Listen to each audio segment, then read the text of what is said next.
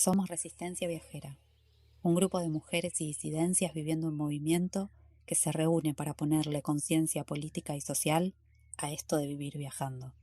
Porque no somos turistas y no somos indiferentes a lo que ocurra a nuestro alrededor, es que nace este espacio donde nos juntamos para debatir, charlar y plantear las situaciones que más nos atraviesan, aquellas de las que no se habla en redes sociales, para darle una mirada profunda desde la perspectiva viajera y para construir trinchera.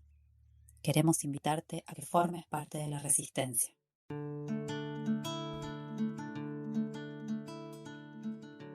Hace un año que formamos este espacio, un espacio que nace de la necesidad de no permanecer quietas y en silencio sobre las cuestiones que nos atraviesan, todo aquello que nos convoca, que nos mueve, como mujeres primero y luego como viajeras.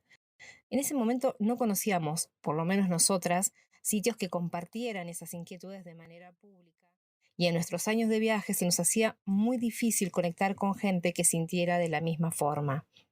Pensando en que ese espacio no existía, decidimos crearlo y como no encontrábamos a esas personas, salimos a buscarlas. Para eso intentamos ponerle voz a esos pensamientos e inquietudes, a esas preguntas que nos hacíamos, ponerle voz de manera literal. La primera pregunta, la que funcionaba de disparador para todo, era qué implicaba ser mujer viajera. ¿Qué ocurre con el cuerpo y con la mente cuando se vive viajando? Especialmente desde la perspectiva de la mujer. ¿Qué pasa con todo lo que tenemos dentro?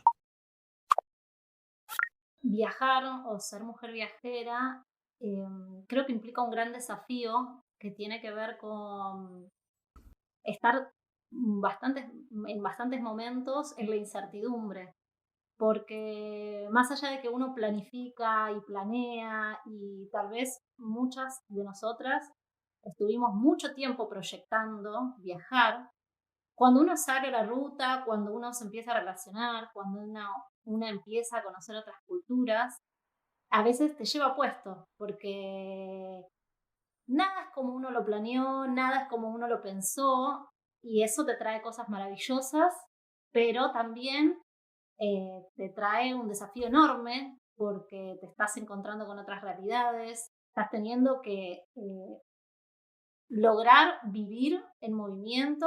Todo eso es ponerle mucha energía porque una pone su cuerpo en un contexto diferente y ese contexto hace estallarte, ¿no? En la mente, en el cuerpo y en un montón de emociones y sensaciones que te atraviesan, que realmente hasta que no lo vivís no lo podés explicar.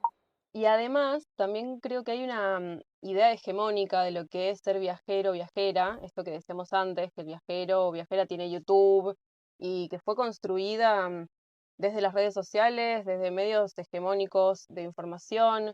Entonces, también creo que es importante armar nuestras propias narrativas, nuestras propias formas de nombrar, de decir, de qué es para nosotras ser viajeras, ¿no? También esa es una forma de resistir, que es visibilizando y sobre todo esto, hay una narrativa ya construida, esto es el producto que baja de lo que hay que hacer si sos viajero o viajera. Bueno, nosotras tenemos para decir que es mucho más que eso, que es mucho más profundo, que hay un abanico de posibilidades, una paleta de colores inmensa. Entonces, así de a poquito, desde abajo, se van construyendo nuevos discursos, nuevas narrativas, nuevas formas de viajar que también están habilitadas, ¿no? Porque como varias contaban, antes de conocer Resistencia Viajera, antes de encontrarnos, era el pensar, che, ¿seré la única que viaja así, con esta perspectiva, con este enfoque? Y bueno, no, somos muchas. Entonces, si nos amuchamos, nos aunamos, tenemos mucha más potencia y creo que la necesidad también va por ahí. A veces viajar, aunque parezca extraño, es bastante solitario. Aunque viajemos con pareja, con familia o mismo vivamos rodeados de personas todo el tiempo, porque es esto, estamos vinculándonos todo el tiempo porque así sea en un motorhome o sea viajando con la mochila, uno está en contacto constante con la gente, pero a veces nos faltan esos espacios de reflexión y de encuentro y de abrazo con alguien que conozca y sepa lo que es viajar, porque algo que hablamos mucho entre nosotras que empezó a surgir es esta necesidad de sentirnos acompañadas y también esa necesidad de debatir y de poder sacar todo eso que uno vive constantemente el día a día, que es un montón, es una carga emocional muy fuerte, y todo eso lo vamos guardando dentro y empezamos a darnos cuenta que necesitamos compartirlo. Eh, y a veces con la familia o con los amigos que viven una vida cotidiana, rutinaria o estable, no sé cómo decirle, que no son nómades, se vuelve difícil porque también a veces las personas no quieren escuchar el lado B de los viajeros y de las viajeras, que a veces ese lado B no es tan lindo como muestra Instagram. Otra gran pregunta que hicimos al principio de este podcast se relacionaba a la forma de vincularnos con las personas y con el entorno, con las redes, con lo que estaba afuera. Así armamos 2 de los episodios que más resonaron con nuestra audiencia: Vínculos al viajar y la desromantización de la vida viajera. En ellos tratamos primero la convivencia con los nuestros, con quienes viajan con nosotras, y por otro lado, con aquellos que forman parte o formaron parte de nuestra vieja vida. Cómo esos vínculos podían mantenerse, modificarse o terminar, y cómo eso nos afectaba. Pero la soledad de el vivo viajando y necesito que alguien entienda qué significa eso, un poco son nuevos vínculos que estén un poco en la misma. Sí, hay algo que se repite desde que comenzamos a compartir un poco esta temática y que tiene que ver con lo distinto. Hay algo que es distinto, que tan distinto cuesta hasta describirlo, ¿no? Como ponerle un nombre, de qué se trata un poco todo esto. Y creo que solamente lo entiende alguien que está viajando, alguien que está en la misma sintonía. Y el tema de la soledad, ¿no? Hay algo que es tan distinto, parece, que ni siquiera lo puedo nombrar, que por ende me siento sola en ese sentimiento. A mí también me pasa con la soledad, que extraño mi propio vínculo con la soledad viajando. Porque bueno, viajo con mi compañero y porque nuestra casa, como hablamos en el primer episodio, es privada, pero está estacionada en espacios públicos. Vos abrís la puerta y tenés un mundo ahí afuera. Viajar en un punto es vivir en un eterno duelo de lo conocido y la despedida, el miedo a perderse algo en la distancia, en los vínculos. Eso también a mí como mamá me pasa. Si hay algo que vivir viajando te da es una confianza extrema con la persona que tenés al lado. Hay veces que es como que uno agota todos los espacios, porque esto es espacio de humor, esto es espacio de terapia, esto es espacio de convivencia, esto es espacio de pasión, esto es espacio de un montón de cosas, pero tan así que hay momentos que decís, bueno, ya está, ya agoté, me cansé, necesito novedad.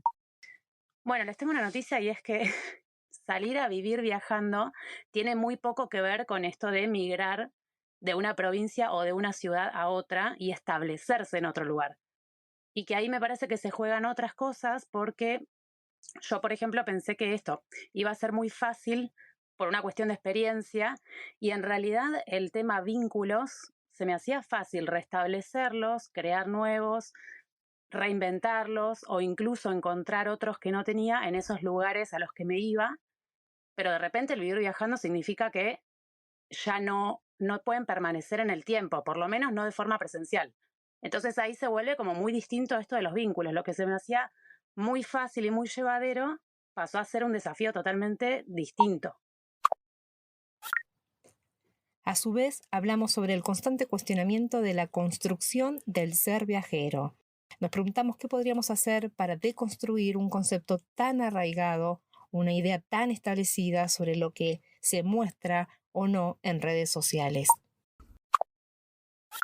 El estereotipo de viajera para mí es tan grande que a mí cuando llega Resistencia Viajera a mi vida, me cambió la cabeza. Porque yo decía, mira, a estas pibas les pasa lo mismo que a mí.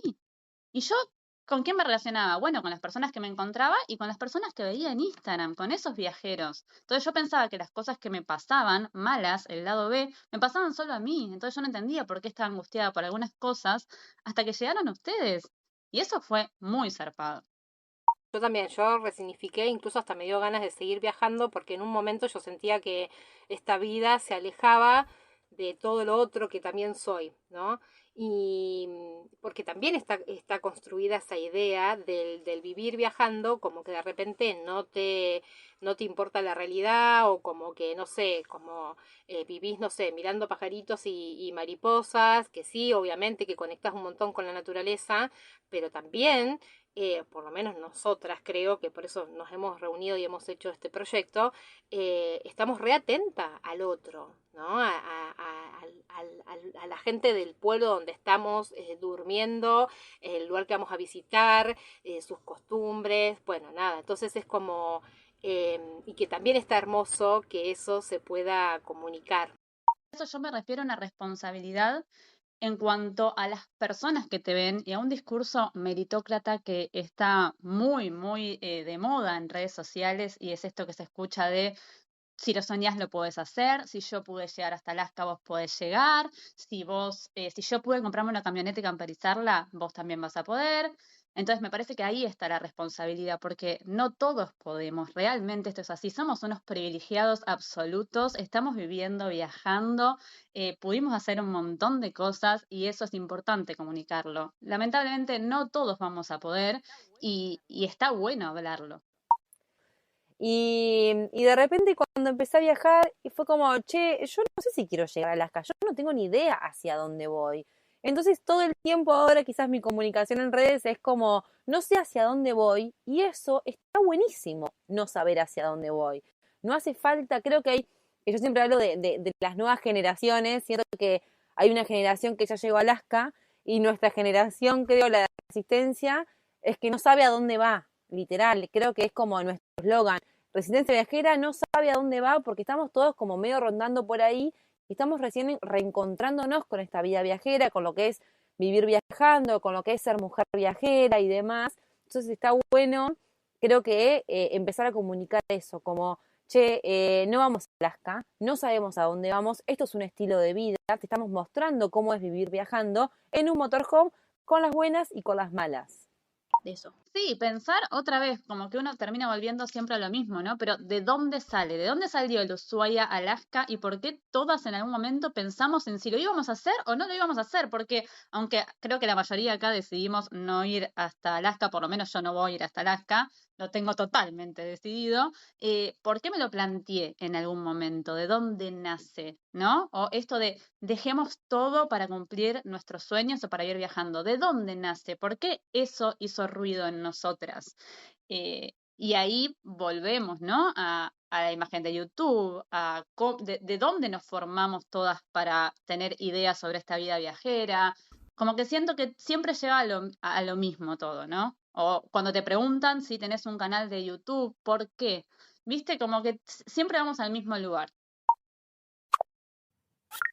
Siguiendo en la misma temática, nos cuestionamos los discursos de las redes sociales sobre la vida en viaje en general, discursos idílicos que muchas veces carecían de la realidad de que la vida viajera también tiene un lado B, como todas.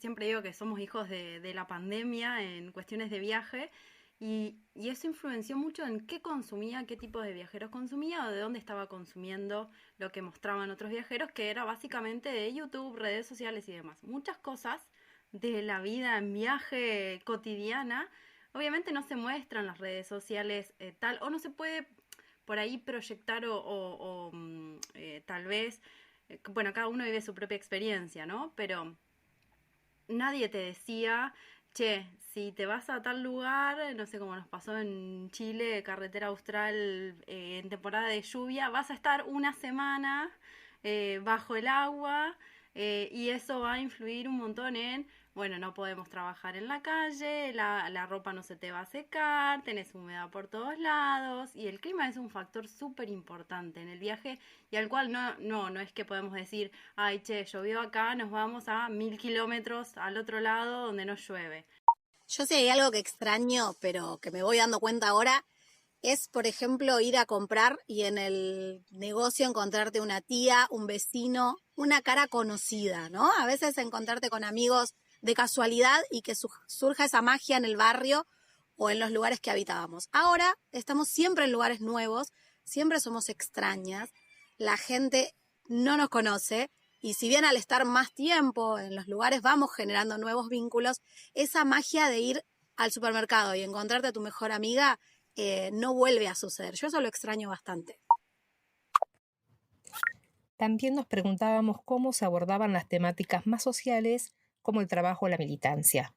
Cómo siendo mujeres viajeras encontrábamos la forma de sustento, si ese sustento era suficiente, pleno, si nos llenaba, si se podía responder o no al famoso ¿de qué viven? Ya que sentíamos que hay un gran prejuicio alrededor de la forma en que se trabaja el movimiento, a veces de otros, a veces el propio. Nos preguntábamos cuál era la construcción social de esa forma de trabajo. Sí, es increíble cómo la gente se sorprende cuando le contás que sí, hiciste la universidad, que pudiste hacerla, que tuviste un laburo en relación de dependencia, que tenías como una vida más o menos estable y de repente estás vendiendo pulseras, inciensos o gorras en la playa. Es increíble ver la cara de sorpresa de las personas cuando ocurre eso.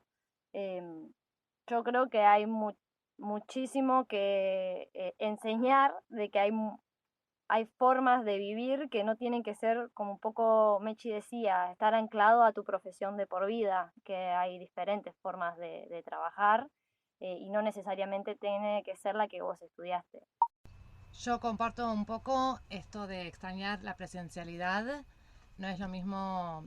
De hecho, antes de salir de viaje, un poco mi idea, este imaginario que se crea antes de salir, era, bueno, voy a ir por los pueblos o los lugares que vaya recorriendo a dar talleres de inglés en escuelas, en lugares comunitarios. Se me armó una película hermosa donde de repente yo iba a incidir un montón en el lugar que recorriera, y la realidad es que por lo menos ahora, 1 año y medio después, no sucedió nunca eso.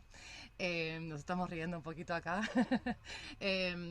No sucedió nunca por varias razones que las trato de pensar ahora. Una de ellas puede ser, creo que es tan intensa la vida viajera que encontrar el momento, el espacio para poder organizar eso es un montón.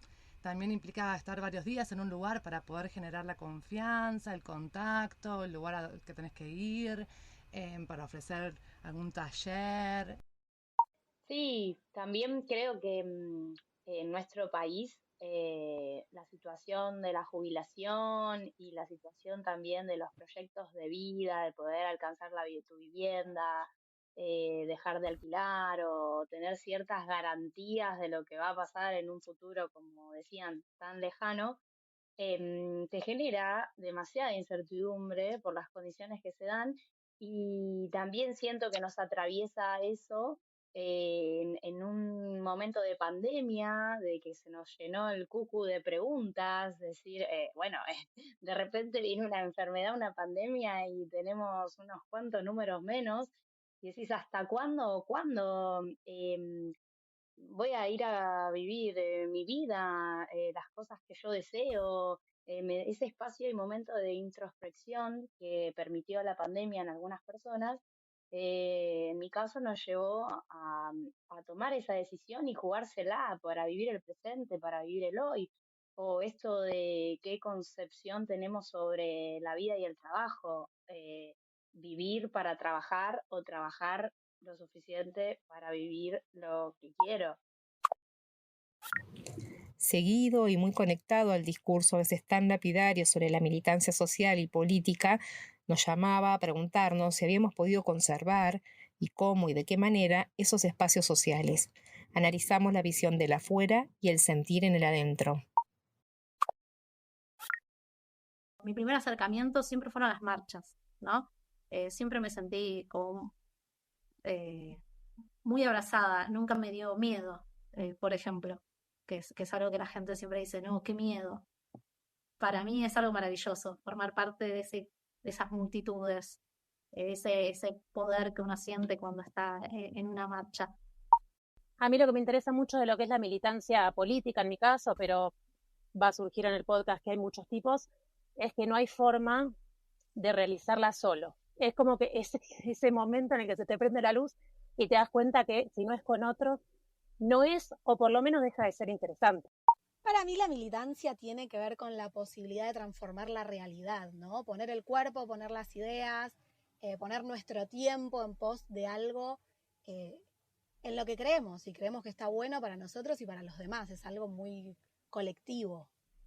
Y el militante es eso, es un ser humano poniendo un montón de sí, a veces también con muchas consecuencias en el cuerpo, en la cabeza, en sus otros ámbitos familiares, de amistad, de estudio y de trabajo, pero hemos estado en lugares donde probablemente quienes tienen esa connotación tan negativa de esa militancia no han transitado nunca, y eso me parece muy importante resaltarlo porque no para que se nos haga un estandarte, ni para que se nos festeje nada, pero sí para preguntarnos, entre todos, quienes estén escuchando esto, ¿cuántos estarían realmente dispuestos a entregar tanto tiempo y tanta energía y tanta cabeza y resignar tanto del plano individual y subjetivo y de la vida cotidiana para ponerlo a entrega de algo mucho más amplio y que nos trasciende a nosotras como personas individuales? Entonces, si hay alguien dispuesto a eso, es el militante. De repente mi mente se expandió a niveles locos, llegaban libros, llegaban otras músicas, y empecé a entender que la militancia era una manera de habitar el mundo, de participar, de entenderlo, de querer ampliarlo. O sea, la militancia tiene un espacio de creatividad y de conexión y de sostén que es tremendo. Hay algo que como decían las chicas, que te llena el alma en niveles que quien no lo atraviesa es muy difícil explicarle cómo te sentís cuando estás ahí con tus compañeros haciendo lo que sentís que es correcto, justo y que está buenísimo para todos. Es como, para mí es de las sensaciones más hermosas de ese encuentro. Un poco nos cayó la ficha de que había que inventar formas nuevas, que había que encontrar ámbitos nuevos. A mí también me hacía mucho ruido el tema de lo virtual. Creo que hay formas y formas. En lo virtual yo encontré esto, ¿no? Estamos acá, Resistencia Viajera creo que tiene mucho para dar y mucho de militancia.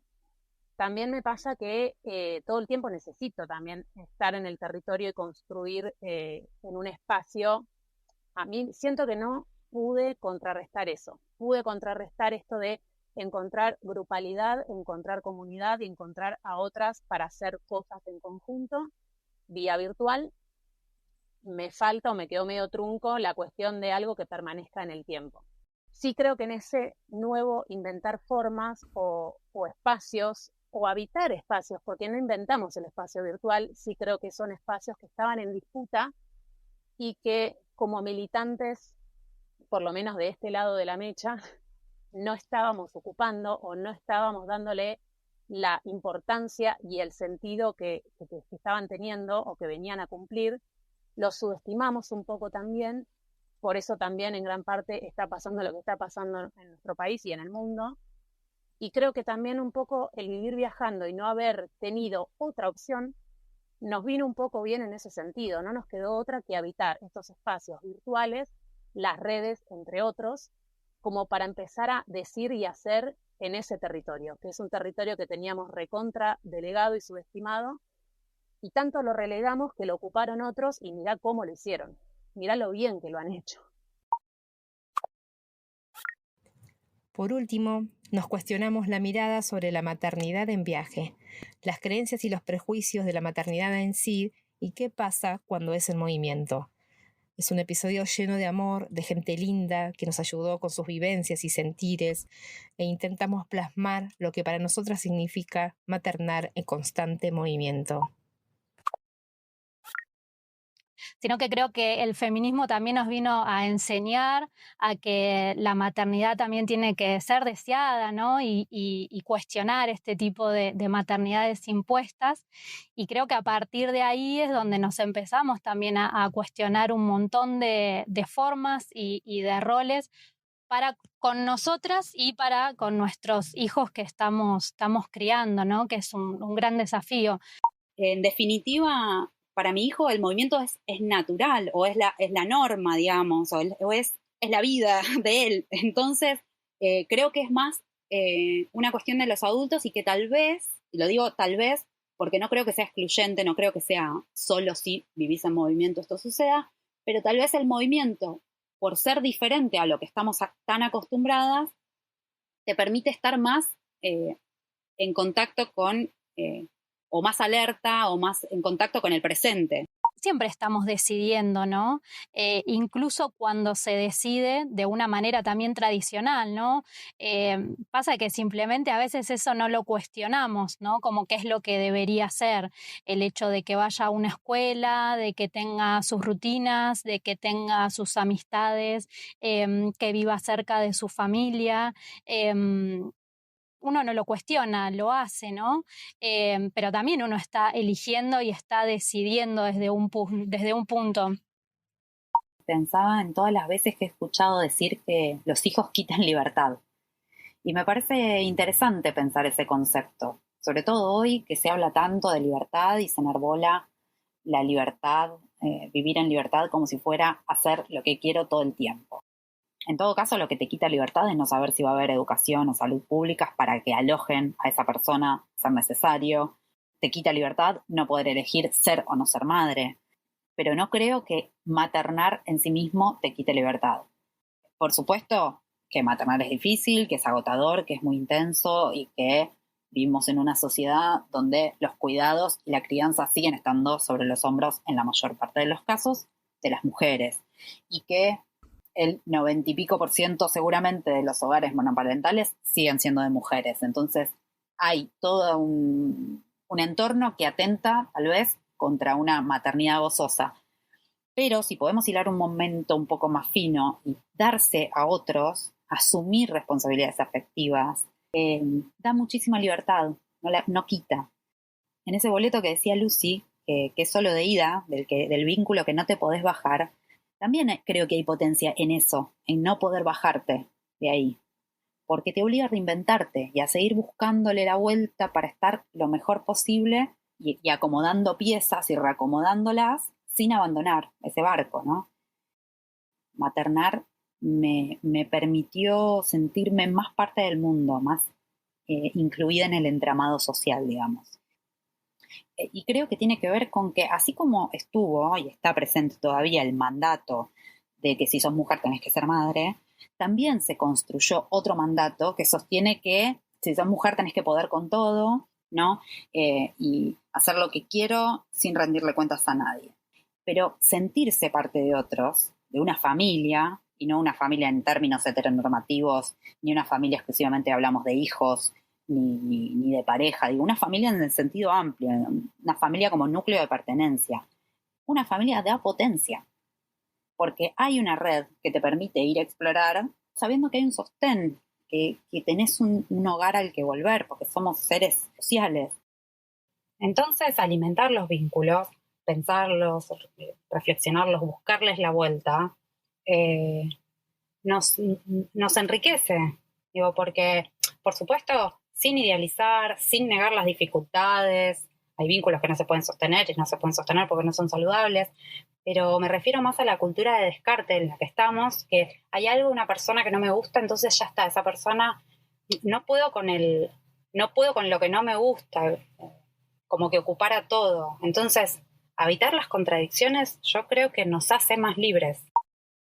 Lo que siento a mí que me hace falta es la tribu, ¿viste? Como que siento que en viaje eso se pierde un poco. Esta tribu, ¿no? La familia, las amigas, las que nos juntamos a charlar mientras los peques están jugando, las que son refugio también de los que nos pasa, ¿no? Porque muchas veces nos sentimos también solas, nos sentimos agobiadas y tenemos ganas de conversar, de que nos abracen o simplemente tomar un mate tranqui mientras los gurises están jugando, ¿no? Y eso a veces en movimiento es como que siento que falta. Quizás se transforma, ¿no? Lo estoy pensando, pero es diferente la tribu que uno puede... la tribu en todo aspecto, ¿no? Porque no solo es la tribu, uno la encuentra maternando, ¿no?